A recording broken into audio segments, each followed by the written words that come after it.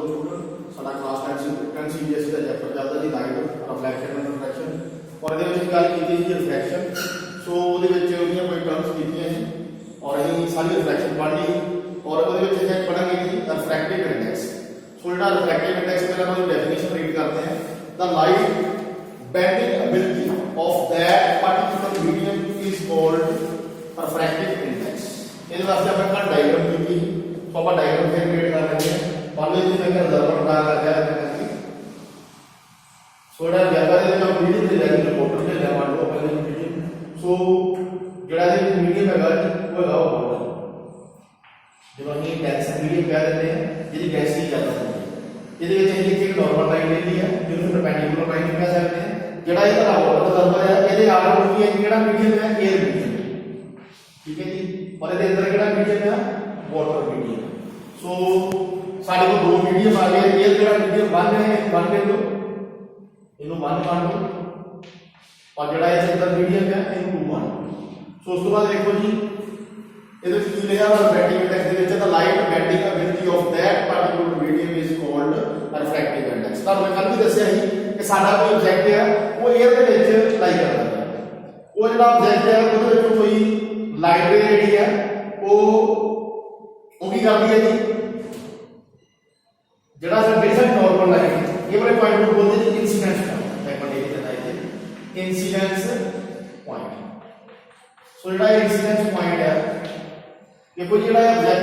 Object को कोई light रे जी है ट्रैवल कर देती है और ट्रैवल करके की करती है जो इंसीडेंस पॉइंट है वो मीट करती है या इंटरसेक्ट करती है और जी नॉर्मल लाइन है वो एंगल मान लो थीटा क्रिएट करती है ठीक है जी। उस तो बाद देखो जी जो इंसीडेंस पॉइंट है वो पॉइंट तो बाद की होता है जी साडा मीडियम चेंज होता है साडा मीडियम जो है एयर तो वाटर होता है वो की करूगी जी जी लाइट है वो रिफ्रैक्ट होगी रिफ्रैक्ट नहीं it is back towards normal ਉਹਦਾ ਐਂਗਲ ਚੇਂਜ ਹੋਊਗਾ मान लो इसका एंगल है 70 डिग्री ਜਦੋਂ ਇੱਥੇ ਇਹਦਾ ਐਂਗਲ ਰਹੂਗਾ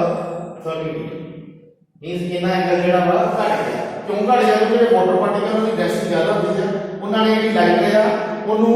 ਰਜਿਸਟ ਕੀਤਾ ਉਹਨੂੰ ਰੋਕਿਆ ਔਰ ਜਿਹੜੀ ਉਹ ਲਾਈਟ ਹੈ ਬੈਂਡ ਹੋ ਗਈ ਜਦੋਂ ਉਹ ਬੈਂਡ ਹੋ ਗਈ ਨਾਰਮਲ ਲਾਈਨ ਬਣ ਗਈ ਸੋ ਇਹਦੇ ਵਿੱਚ ਹੋਈ ਹੈ ਜੀ ਜਿਹੜੀ ਲਾਈਟ ਹੈ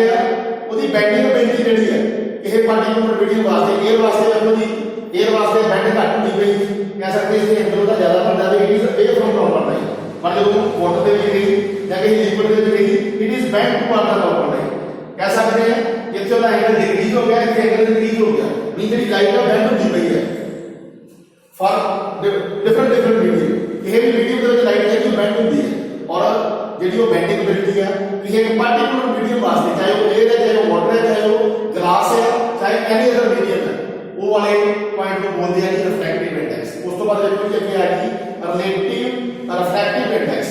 सो ये होता है when the light passes from one medium to another medium is known as relative refractive index in short ਦੇ ਵਿੱਚ आ रही है लिख सकते हैं सो ਇਹਦੇ ਵਿੱਚ ਦੇਖੋ ਜੀ सेम देखो डायग्राम यूज होगी एक मैं रिजर्वर लिया रिजर्वर ਦੇ ਉੱਪਰ वाटर फिल ਕੀਤਾ ਵਾ ਇੱਥੇ ਇੱਕ ਮੈਂ ਨਾਰਮਲ ਲਾਈਨ ਲਈ ਹੈ परपेंडिकुलर लाइन ਲਈ है और ਇਹਦੇ ਤੇ ਇੱਕ ਪੁਆਇੰਟ ਲਿਆ ਵਾ ਜਿੱਥੇ ਸਾਡੇ ਦੋਨੋਂ ਮੀਡੀਅਮ ਚੇਂਜ ਹੁੰਦੇ ਆ ਇਹ ਤੋਂ ਵਾਟਰ ਚੇਂਜ ਹੁੰਦਾ ਜਾਂ ਵਾਟਰ ਤੋਂ 에ਅਰ ਚੇਂਜ ਹੁੰਦਾ ਇਹ ਜਿਹੜਾ ਪੁਆਇੰਟ ਲਿਆ ਉਹ ਬੋਲਦੇ ਇਨਸੀਡੈਂਸ ਪੁਆਇੰਟ ਇੱਥੇ ਮੈਂ ਇੱਕ ਆਬਜੈਕਟ ਲਿਆ ਵਾ और ऑब्जेक्ट ਦੇ ਵਿੱਚ ਕੋਈ ਲਾਈਟ ਪਾਸ ਕਰਦੀ ਪਈ ਹੈ और ਇਹ ਵਾਲੇ ਇਨਸੀਡੈਂਸ ਪੁਆਇੰਟ ਦੇ ਵਿੱਚ ਇਨਸੀਡੈਂਸ ਪੁਆਇੰਟ ਨਾਲ इंटरसेक्ट करदी पई है मीट करदी पई है और नॉर्मल लाइन ਨਾਲ ਅਸੀਂ ਕਾइंड ਆਊਟ करदी पई है और उस तो बाद ਜਦੋਂ ਮੀਡੀਅਮ ਚੇਂਜ ਹੁੰਦਾ ਵਾ it is back towards normal line ਜਿਹੜੀ ਇਹ ਵਾਲੀ ਲਾਈਨ ਹੈ ਉਹ ਅਫੈਕਟ ਹੋ ਜਾਂਦੀ ਹੈ ਬੈਕ ਹੋ ਜਾਂਦੀ ਹੈ क्यों जी बैक हो जाती है क्योंकि दा मीडियम वाटर आ जाता है सो जेड़ा एयर है वो 1 मान लो वाटर को 2 मान लो ਇਹਦਾ ਤੁਹਾਡਾ ਰਿਲੇਟਿਵ ਰਿਫਰੈਕटिव इंडेक्स ਆ ਜਾਏਗਾ ਸੋ ਇੱਥੇ ਮੈਂ ਰਿਲੇਟਿਵ ਰਿਫਰੈਕटिव इंडेक्स ਦਾ ਫਾਰਮੂਲਾ ਲਿਖਿਆ ਵਾ ਸੋ ਇਹਦੇ ਵਾਸਤੇ ਮੈਂ ਕੀ ਕਰੂੰਗਾ ਜੀ ਕਿਹੜੇ ਮੀਡੀਅਮ ਵਾਸਤੇ ਕੱਢਣਾ ਚਾਹੁੰਦਾ ਮੈਂ ਮੀਡੀਅਮ 1 2 ਵਾਸਤੇ ਕੱਢਣਾ ਚਾਹੁੰਦਾ ਸੋ ਇਹਨੂੰ ਅਸੀਂ ਲਿਖ ਲਾਂਗੇ r/2 1 ਇਦਾਂ ਕਰਕੇ ਇਹਨੂੰ 2 1 ਕਿਉਂ ਨੋਟ ਕੀਤਾ ਵੇਖੋ ਜੀ ਸਾਡੇ ਦੋ ਮੀਡੀਅਮ ਹੈ ਇੱਕ 에ਅਰ ਹੈ 에ਅਰ ਨੂੰ 1 ਲੈਟ ਕਰਦਾ ਹੈ ਵਾਟਰ ਨੂੰ 2 ਲੈਟ ਕਰਦਾ ਹੈ तो साडा रिलेटिव रिफ्रैक्टिव इंडेक्स की आ गया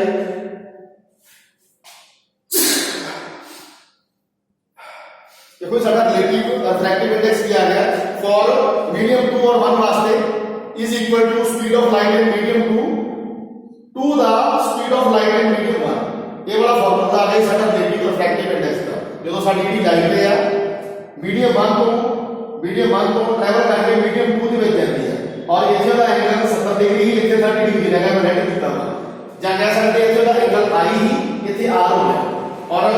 क्यों इतना हो गया जी क्योंकि एयर की डेंसिटी घट होती है एयर का वेट घट होता है ये पार्टिकल ਜਿਹੜੇ ਆ मतलब काफी गैप होता मैक्सिमम गैप होता वा इस करके वो लाइट ਨੂੰ ਘੱਟ ਐਡਜਸਟ ਕਰਦੇ ਆ ਉਹਦੇ ਵਿੱਚ ਸਪੀਡ ਆਫ ਲਾਈਟ ਜ਼ਿਆਦਾ ਹੁੰਦੀ ਹੈ बट ਜਿਹੜਾ ਵਾਟਰ ਹੈ ਉਹਦੇ ਪਾਰਟੀਕਲ ਥੋੜੇ ਕਲੋਜ਼ ਹੁੰਦੇ ਆ ਡੈਂਸਿਟੀ ਜ਼ਿਆਦਾ ਹੁੰਦੀ ਹੈ ਉਹ ਵਾਟਰ ਨੂੰ ਉਹ ਲਾਈਟ ਨੂੰ ਐਡਜਸਟ ਕਰਦੇ ਆ ਸਪੀਡ ਆਫ ਲਾਈਟ ਨੂੰ ਡਿਕਰੀਜ਼ ਕਰ ਦਿੰਦੇ ਆ ਉਹਦੇ ਕਰਕੇ ਲਾਈਟ ਦੀ ਬੈਂਡ ਹੁੰਦੀ ਹੈ ਸੋ ਇਹਦਾ ਨਾਮ ਹੈ ਰਿਫਰੈਕਟਿਵ ਇੰਡੈਕਸ ਉਸ ਤੋਂ ਬਾਅਦ ਹੈਗਾ ਐਬਸੋਲੂਟ ਰਿਫਰੈਕਟਿਵ ਇੰਡੈਕਸ ਇਹ ਵੀ ਇਹਦਾ ਸਿੰਪਲੀ ਥੋੜਾ ਜਿਹਾ ਫਰਕ ਹੁੰਦਾ ਇਹਦੇ ਵਿੱਚ when the light is passed from air ਜਾਂ ਵੈਕਿਊਮ ਦੀ ਗੱਲ ਕਰ ਸਕਦੇ air vacuum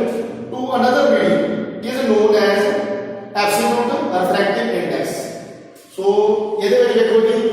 ਇੱਕ ਮੀਡੀਅਮ ਸਾਡੇ ਕੋਲ 에ਅਰ ਦਾ ਵੈਕਿਊਮ ਵਾਲੂ ਇੱਥੇ ਲਿਆ ਵੀ ਆ ਜਾਂਦੀ ਹੈ ਲਈ ਵੀ ਰਹੇ ਆਲਰੇਡੀ ਉਸ ਤੋਂ ਬਾਅਦ ਸੈਕੰਡ ਜਿਹੜਾ ਅਨਦਰ ਮੀਡੀਅਮ ਵਾਲਾ ਤੁਸੀਂ ਲਿਕੁਇਡ ਵੀ ਲੈ ਸਕਦੇ ਹੋ ਕੋਈ ਵੀ ਲਿਕੁਇਡ ਲੈ ਸਕਦੇ ਹੋ ਵਾਟਰ ਲੈ ਸਕਦੇ ਹੋ ਗਲਾਸ ਲੈ ਸਕਦੇ ਹੋ ਕੈਰੋਸਿਨ ਲੈ ਸਕਦੇ ਹੋ ਮਿਲਕ ਲੈ ਸਕਦੇ ਹੋ ਐਨੀ ਅਦਰ ਮਟੀਰੀਅਲ ਹੋਰ ਵੀ ਕੋਈ ਨਾ ਕੋਈ ਲਿਕੁਇਡ ਦੇ ਵਿੱਚ ਆ ਸਕਦਾ ਜਾਂ ਹਾਈ ਡੈਂਸਿਟੀ ਮਟੀਰੀਅਲ ਆ ਸਕਦਾ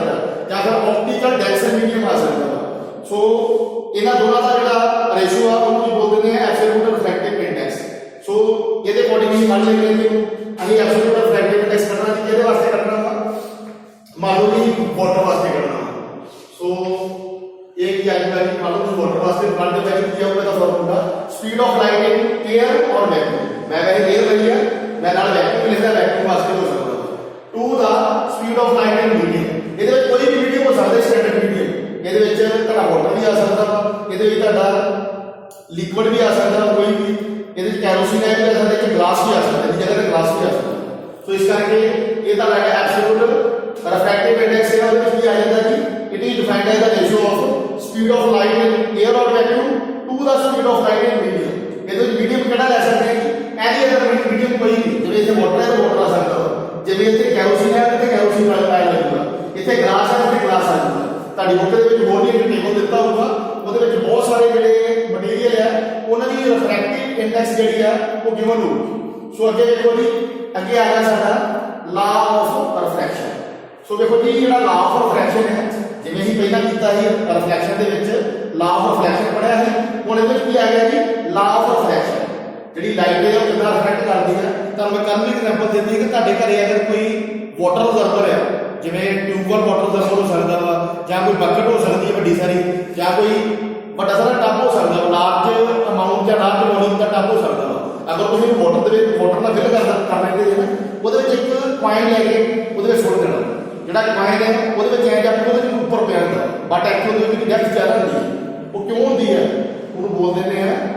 ਰਿਫਰੈਕਸ਼ਨ ਆਫ ਲਾਈਟ ਔਰ ਰਿਫਰੈਕਸ਼ਨ ਆਫ ਲਾਈਟ ਕਰਕੇ ਹੁੰਦਾ ਜਿਹੜੀ ਲਾਈਟ ਹੈ ਉਹ ਬੈਂਡ ਕਰਦੀ ਹੈ ਕਿਉਂਕਿ ਵਾਟਰ ਜਿਹੜਾ ਵਾ ਆਪਟੀਕਲੀ ਡੈਂਸਰ ਮੀਡੀਅਮ ਹੈ ਵਾਟਰ ਜਿਹੜਾ ਵਾ ਉਹਦੀ ਡੈਂਸਿਟੀ ਜ਼ਿਆਦਾ ਵਾ ਆਪਟੀਕਲੀ ਡੈਂਸਰ ਮੀਡੀਅਮ ਹੈ ਸੋ ਇਸ ਕਰਕੇ ਜਿਹੜਾ ਵੀ ਆਬਜੈਕਟ ਕਿਸੇ ਲਿਕੁਇਡ ਦੇ ਵਿੱਚ ਪਾਉਣੇ ਆ ਉਹ ਸਾਨੂੰ ਐਂ ਦਿਖਦਾ ਕਿ ਉੱਪਰ ਪਿਆ ਹੁੰਦਾ ਉਹਦੀ ਕਹਿ ਸਕਦੇ ਹਾਂ ਕਿ ਉਹਦੀ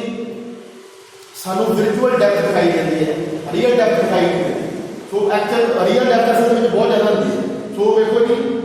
ਲਾ ਆਫ ਰਿਫਰੈਕਸ਼ਨ ਕੀ ਕਹਿੰਦਾ ਵਾ ਅਕੋਰਡਿੰਗ ਟੂ ਦਿਸ ਲਾ ਫਸਟ ਲਾਈਨ ਦੇਖੋ ਜੀ ਦਾ incident ray refracted ray and normal ray at the point of incidence all lies in same plane so ਇਹਨੂੰ ਲਾਈਨ ਸਮਝਦੇ ਆ ਇਹੋ ਡਾਇਗਰਾਮ ਦੀ ਆਪਣੀ ਕੰਮ ਆ ਜਿਹੜੀ ਇਹਦੇ ਵਾਸਤੇ ਸੋ ਇਹਨੂੰ ਥੋੜਾ ਜਿਹਾ ਰਫ ਕਰਕੇ ਡਾਇਗਰਾਮ ਨੂੰ ਫਿਰ ਬਣਾ ਕੇ ਆਪਾਂ ਬੜੀ ਜ਼ਿਆਦਾ ਸਮਝ ਆ ਜਾਊਗੀ ਨਾਲ ਇਸ ਕਰਕੇ ਸੋ ਇਹਦੇ ਵਿੱਚ ਦੇਖੋ ਜੀ ਸੇਮ ਡਾਇਗਰਾਮ ਇਹੋ ਹੀ ਬਣਨੀ ਹੈ ਪਰ ਥੋੜਾ ਜਿਹਾ ਦੇ ਵਿੱਚ ਆਪਾਂ ਕਹਿ ਸਕਦੇ ਹਾਂ ਆਪਾਂ ਕੀ ਕਰਾਂਗੇ ਇਹਦੇ ਵਿੱਚ ਦੇਖੋ ਜੀ ਇੱਕ ਮੈਂ ਰਿਜ਼ਰਵਰ ਲਿਆ ਰਿਜ਼ਰਵਰ ਦੇ ਵਿੱਚ ਮੈਂ ਵਾਟਰ ਫਿਲ ਕਰਨਾ ਸੋ ਜੀ ਵਾਟਰ ਜਿਹੜਾ ਉਹ ਆਪਟੀਕਲੀ ਡੈਂਸ ਮੀਡੀਅਮ ਹੈ ਇਹਦੇ ਆਰ ਨੂੰ ਕੀ ਹੈ ਜੀ ਇਹਦੇ ਆਰ ਨੂੰ ਜਿਹੜਾ ਮੀਡੀਅਮ ਹੈ 에ਅਰ ਮੀਡੀਅਮ ਔਰ ਅੰਦਰ ਕਿਹੜਾ ਆ ਗਿਆ ਜੀ ਵਾਟਰ ਆ ਗਿਆ ਸੋ ਜਿਹੜਾ ਇਹ ਰਿਜ਼ਰਵਰ ਹੈ ਇਹਦੇ ਵਿੱਚ ਨਾਰਮਲ ਲਾਈਨ ਹੈਗੀ ਹੈ ਔਰ ਜਿਹੜੀ ਨਾਰਮਲ ਲਾਈਨ ਹੈ ਜਿਹੜੀ ਸਾਡੇ ਰਿਜ਼ਰਵਰ ਦੇ ਨਾਲ ਇੰਟਰਸੈਕਟ ਕਰਦੀ ਪਈ ਹੈ ਉਹਦੇ ਨਾਲ ਪਰਪੈਂਡੀਕੂਲਰ ਐਂਗਲ ਕ੍ਰੀਏਟ ਕਰਦੀ ਪਈ ਹੈ 90 ਡਿਗਰੀ ਐਂਗਲ ਕ੍ਰੀਏਟ ਕਰਦੀ ਪਈ ਹੈ ਸੋ ਜਿਹੜਾ ਇਹ ਵਾਲਾ ਪੁਆਇੰਟ ਮੈਂ ਲਿਆ ਹੈ ਇਹ ਵਾਲੇ ਪੁਆਇੰਟ ਨੂੰ ਬੋਲਦੇ ਆ ਇਨਸੀਡੈਂਸ ਪੁਆਇੰਟ ਇਹਨੂੰ ਬੋਲਦੇ ਆ ਇਨਸੀਡੈਂਸ ਪੁਆਇੰਟ ਸੋ ਵੇਖੋ ਜਿਹੜਾ ਇਹ ਇਹੋ ਜਿਹਾ ਪੁਆਇੰਟ ਹੈ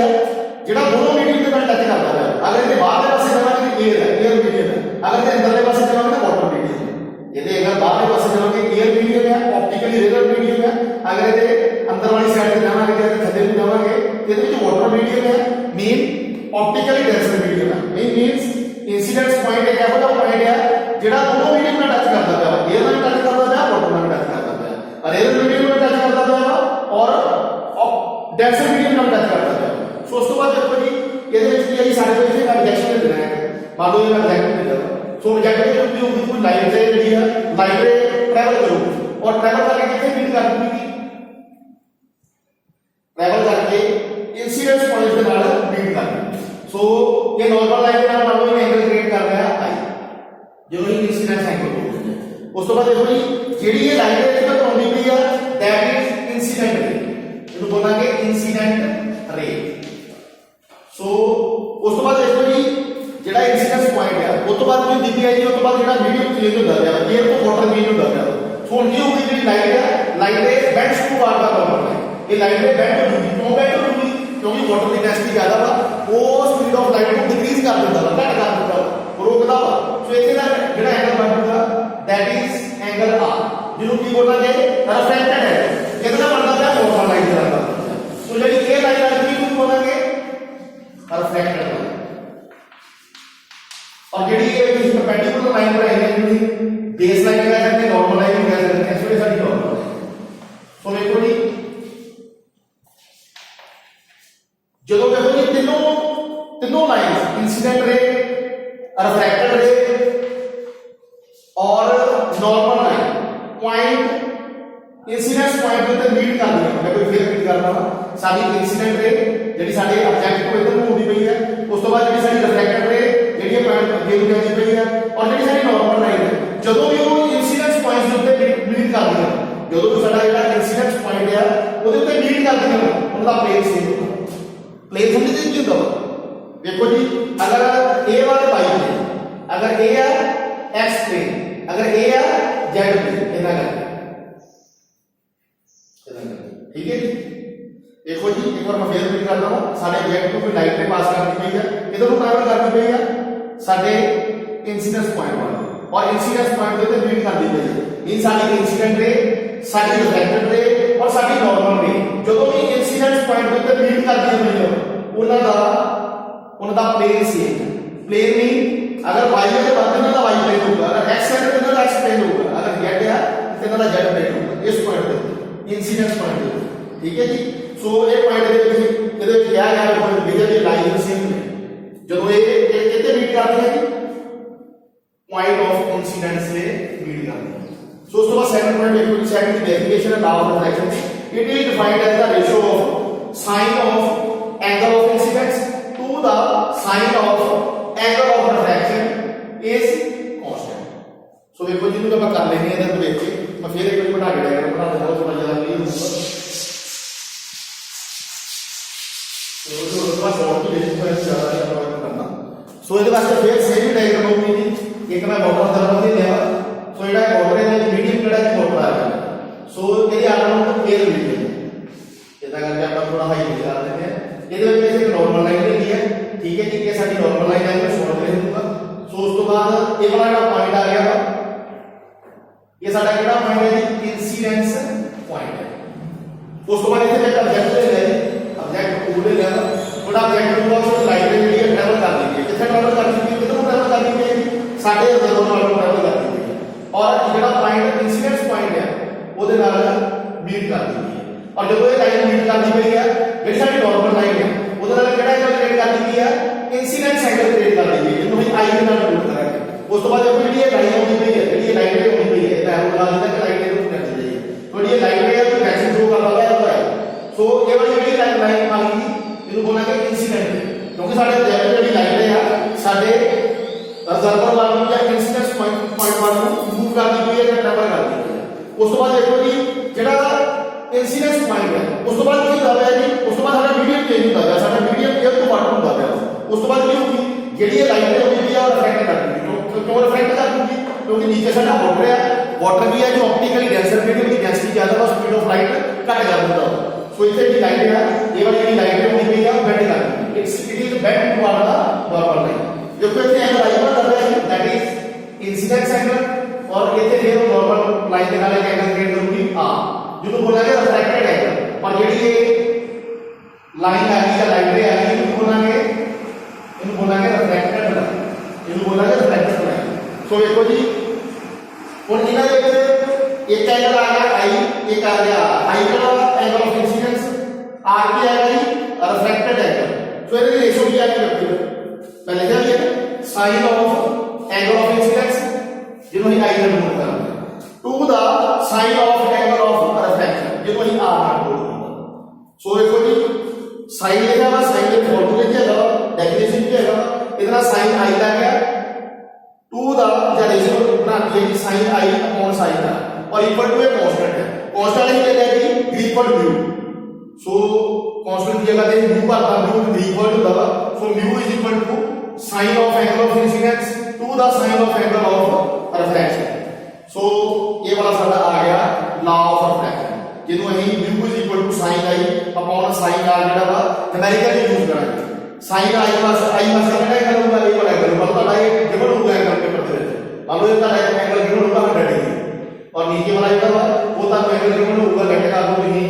मान लो ये वाला एंगल 50 डिग्री गिवन है तो डायरेक्ट की वैल्यू पुट करोगे और लॉ ऑफ रिफ्रैक्शन के अकॉर्डिंग की करोगे देखो लॉ ऑफ रिफ्रैक्शन के अकॉर्डिंग की करोगे।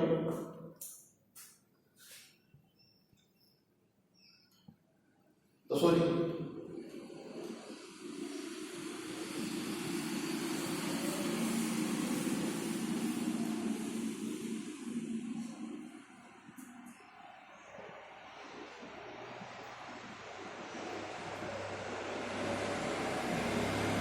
चलो जी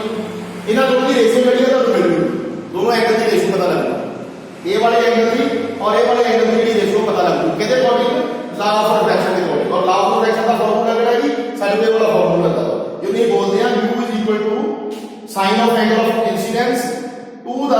sign of angle of refraction. ठीक है जी। उस तो बाद नेक्स्ट ये वाला ये लाइन है ये स्टडी करनी है सो इन्होंने मैं फिर एक बार नोट कर लेना इन्होंने बता के अपन नोट कर लेंगे तो सारा कुछ दोबारा होगा। सो देखो जी ये लाइन है ये लास्ट टॉपिक है ये वाला टॉपिक था। सो इसके वास्ते सेम फेयर देखो जी इसको मोटर थर्मल की जगह पे मैं वीडियो नहीं ला पाऊंगा जेड़ा सारा ऑप्टिकल कैंसर मीडियम है जेड़ा स्पीड ऑफ लाइट को डिक्रीज करता है ਇਹਦੇ ਆਰਗੂਮੈਂਟ ਇਹ ਹੁੰਦੀ ਹੈ ਜਿਵੇਂ ਸਾਡੇ ਆਰਗੂਮੈਂਟ ਇਹ ਹੁੰਦੀ ਹੈ ਕਿ ਆਰਗੂਮੈਂਟ 에ਅਰ ਮੀਡੀਅਮ ਇਹਦੇ ਵਿੱਚ ਵਾਟਰ ਮੀਡੀਅਮ और ਇਹਦੇ ਵਿੱਚ ਆਪਾਂ ਪਰਪੈਂਡੀਕੂਲਰ ਲਾਈਨ ਲਈ ਹੈ ਜਿਹੜੀ ਸਾਡੇ ਵਾਟਰ ਦਾ ਨਾਲ 90 ਡਿਗਰੀ ਐਂਗਲ ਕ੍ਰੀਏਟ ਕਰਦੀ ਹੈ और देखो जिथे दोनों इंटरफेस इंटरसेक्ट करते हैं दैट इज केड़ा पॉइंट आएगा जी इंसिडेंस पॉइंट। और जेडी ये लाइन आएगी जेडी लाइन आएगी नॉर्मल लाइन या परपेंडिकुलर नॉर्मल लाइन या फिर क्या कहते हैं परपेंडिकुलर लाइन। सो उस तो बाद देखो जी अगे नेक्स्ट अपन क्या कर लेते हैं हां ये जो चीज कहते हैं ऑब्जेक्ट दे देगा थोड़ा ऑब्जेक्ट टू दे जाएगा देखो तो जो लाइब्रेरी नंबर कर दी गई है और इंसिडेंस पॉइंट को मीट कर दी गई है। सो जेडी ये लाइब्रेरी होती गई है इसके लिए एरो बनाना है एरो की है डायरेक्शन ऑफ जेडी लाइट है उसको करना है कि साडी जेडी लाइट है ऑब्जेक्ट को करने इंसिडेंस पॉइंट वाल ट्रैवल कर दी गई है। सो ये वाली जेडी लाइन आ रही है ये केड़ी लाइन है जी इंसिडेंट रे जेडी लाइन रे साडी कित्थों होनी पई है भाई जेडी लाइन रे कित्थों होनी पई है साडे ऑब्जेक्ट ते होनी पई है साडा ऑब्जेक्ट है। तो इसमें लिखा है इंसिडेंट रे की लिखा है इट इज इनकमिंग रे ऑन द रिफ्रैक्टिंग सरफेस। ये भी है जी जेडी इनकमिंग मीन ऑन वाली लाइन है। सो कित्थों लाइट होनी पई है ऑब्जेक्ट होनी पई है किहदे पर होनी पई है रिफ्रैक्टिंग सरफेस पर होनी पई है और साडा इधर रिफ्रैक्टिंग सरफेस केड़ा है जी पॉइंट है। ठीक है जी। सो ये लाइन है कित्थों होनी पई कित्थों इनकमिंग होंदी पई है ਇਹਦੀ ਕਿੱਥੋਂ ਇਨਕਮਿੰਗ ਹੁੰਦੀ ਇਹ ਵਾਲੀ ਲਾਈਨ ਹੈ ਜੀ ਇਨਕਮਿੰਗ ਕਿੱਥੋਂ ਹੁੰਦੀ ਪਈ ਆ ਸਾਡੇ ਆਬਜੈਕਟ ਇਹ ਵਾਲੀ ਲਾਈਨ ਜਿਹੜੀ ਆ ਸਾਡੇ ਆਬਜੈਕਟ ਵੱਲੋਂ ਸਾਡੇ ਰਿਫਰੈਕਟਿੰਗ ਸਰਫੇਸ ਵੱਲ ਟਰੈਵਲ ਕਰਦੀ ਪਈ ਹੈ ਮੂਵ ਕਰਦੀ ਪਈ ਹੈ ਔਰ ਇਹ ਐਰੋ ਦੀ ਡਾਇਰੈਕਸ਼ਨ ਸ਼ੁਰੂ ਕਰਦਾ ਹੈ। ਉਸ ਤੋਂ ਬਾਅਦ ਦੇਖੋ ਨੈਕਸਟ ਹੈਗੀ ਆ ਰਿਫਰੈਕਟਡ ਰੇ। ਸੋ ਜਿਹੜੀ ਰਿਫਰੈਕਟਡ ਰੇ ਹੈ ਉਹ ਕਿਹੜੀ ਰੇ ਹੈ ਦੇਖੋ ਜੀ ਜਦੋਂ ਇੰਸੀਡੈਂਸ ਪੁਆਇੰਟ ਤੋਂ ਬਾਅਦ ਕੀ ਹੋਊਗਾ ਜੀ ਜਿਹੜੀ ਇਹ ਵਾਲੀ ਲਾਈਨ ਹੈ ਉਹਦਾ ਮੀਡੀਅਮ ਚੇਂਜ ਹੋਊਗਾ ਤਾਂ ਮੀਡੀਅਮ 에ਅਰ ਤੋਂ ਵਾਟਰ ਹੋਊਗਾ। ਸੋ ਜਿਹੜੀ ਇਹ ਲਾਈਨ ਹੈ it is bend towards line और एक दूसरे के साथ एंगल आर ग्रेड का भी इथे एंगल आई ग्रेड दिखा है इथे वो नॉर्मल लाइन के साथ एंगल आर ग्रेड का भी दैट इज रिफ्रैक्टिंग एंगल और इथे वो नॉर्मल लाइन के साथ एंगल ग्रेड दिखा i that is angle of incidence. So उसके बाद देखो जी जेडी ए वाली लाइन से है इथे क्या है इधर एरो ड्रा कर दो जेड़ा साडा direction of light JD show करता है। सो देखो जी ये वाली जेडी लाइन है ऐसी जेडी आ रही इनु बोलांगे रिफ्रैक्टिंग रे या रिफ्रैक्टेड रे कह सकते हैं। सो देखो जी नेक्स्ट है सारी रिफ्रैक्टेड रे। तो ये रिफ्रैक्टेड रे है इट इज एन आउटगोइंग रे फ्रॉम द रिफ्रैक्टेड। देखो जी ये वाली सारी इनकमिंग लाइट थी बट ये कड़ी है आउटगोइंग लाइट है, बाहर निकलती पई है। इस लगे इधर करके बाहर निकलती है। सो ये कड़ी लाइट है जी आउटगोइंग लाइट। सो ये आउटगोइंग रे है आउटगोइंग लाइट रे है जेडी साडे वाटर मीडियम तो अगे फिर के चैनल भी फिर एयर दी रहती है। सो आप कह सकते हैं इट इज एन आउटगोइंग रे फ्रॉम द रिफ्रैक्टिंग सरफेस। सो साडे इधर रिफ्रैक्टिंग सरफेस केड़ा वाटर ਇਹਦੇ ਵਿੱਚ ਜਿਹੜੀ ਲਾਈਟ ਰਿਫਲੈਕਟ ਹੋ ਕੇ ਫੇਰ ਬਾਹਰ ਆਉਂਦੀ ਪਈ ਹੈ, ਜਿਹੜੀ ਵਾਪਸ ਆਉਂਦੀ ਪਈ ਹੈ ਐਰੋ ਐਕਸ਼ਨ ਸ਼ੁਰੂ ਕਰਦਾ ਪਿਆ ਦੈਟ ਇਜ਼ ਰਿਫਲੈਕਟਡ ਰੇ। ठीक है जी। और ਜਿਹੜੀ reflected ray is bend to r normal line और they can create an angle with normal line r. Normal line ਨਾਲ एंगल आर क्रिएट ਕਰਦੀ ਪਈ ਹੈ। सो नेक्स्ट देखो जी नेक्स्ट आ गया एंगल ऑफ इंसिडेंस ਜਿਹਨੂੰ ਅਸੀਂ आई मानते हैं। सो देखो इसे ऑब्जेक्ट ਉਹਦੇ ਵਿੱਚੋਂ ਕੋਈ ਲਾਈਟ ट्रैवल ਕਰਦੀ ਪਈ और ਸਾਡੇ इंसिडेंस पॉइंट ਦੇ ਉੱਤੇ इंटरसेक्ट कर दी गई और ਜਿਹੜੀ ਸਾਡੀ नॉर्मल लाइन ਜਿਹੜੀ रेफरेंस लाइन है ਉਹਦੇ ਨਾਲ ਕਿਹੜਾ एंगल क्रिएट करदी गई है आई एंगल क्रिएट करदी गई है। और ਜਿਹੜਾ आई एंगल ਨੂੰ बोलते हैं angle of incidence. It is the angle between incident ray and normal line at the point of incidence. पता क्या है ये तो पॉइंट ऑफ इंसिडेंस है, ये तो नॉर्मल लाइन है और दोनों के एंगल किहड़ा बनता है आई बनता है जिन्हें की बोलते हैं एंगल ऑफ इंसिडेंस। नेक्स्ट है जी एंगल ऑफ रिफ्रैक्शन जिसको हम एब्रीविएट करते हैं small r। it is the angle between a refracted ray and normal line at the point of incidence। देखो जी ये तो पॉइंट ऑफ इंसिडेंस है। उस तो बाद देखो जी इथों ਜਿਹੜੀ ਇਹ ਆਊਟਗੋਇੰਗ ਰੇ ਜਾਂਦੀ ਹੈ ਜਿਹੜੀ ਸਾਡੀ ਰਿਫਲੈਕਟਡ ਰੇ ਜਾਂਦੀ ਹੈ ਉਹ ਸਾਡੀ ਨਾਰਮਲ ਲਾਈਨ ਨਾਲ ਕਿਹੜਾ ਐਂਗਲ ਕ੍ਰੀਏਟ ਕਰਦੀ ਹੈ small r और it is bent to r the normal line। it can make an angle r with normal line। ये साਡੀ नार्मल लाइन ਨਾਲ ਕਿਹੜਾ ਐਂਗਲ ਕ੍ਰੀਏਟ ਕਰਦੀ ਹੈ r ਕਰਦੀ ਹੈ और ਜਿਹੜੀ ਲਾਈਨ है bent to दी गई है। क्यों bent to दी गई है क्योंकि साਡਾ वाटर ਜਿਹੜਾ ਵਾ ऑप्टिकली डेंसर मीडियम है, they can decrease the speed of light। so देखो जी it is the angle between the refracted ray and normal line at the point of incidence। ये साडी normal line है, ये साडी refracted ray है, दोनों ਦੇ ਜਿਹੜਾ angle बनता है ਕਿਹੜਾ बनता है r ਜਿਹਨੂੰ r ਨੂੰ ਬੋਲਦੇ ਨੇ एंगल ऑफ रिफ्रैक्शन। सो ਇਹਦੇ ਨਾਲ ਇਹ ਟੌਪਿਕ ਖਤਮ ਹੋ ਗਿਆ। ਨੈਕਸਟ ਅਸੀਂ ਲੈਂਥ ਵਾਲਾ ਟੌਪਿਕ ਸ਼ੁਰੂ ਕਰਾਂਗੇ और नेक्स्ट डे शुरू करेंगे। सो ਇਹਦੇ ਨਾਲ ਤੁਹਾਡਾ ਟੌਪਿਕ ਖਤਮ ਹੋ ਜਾਊਗਾ।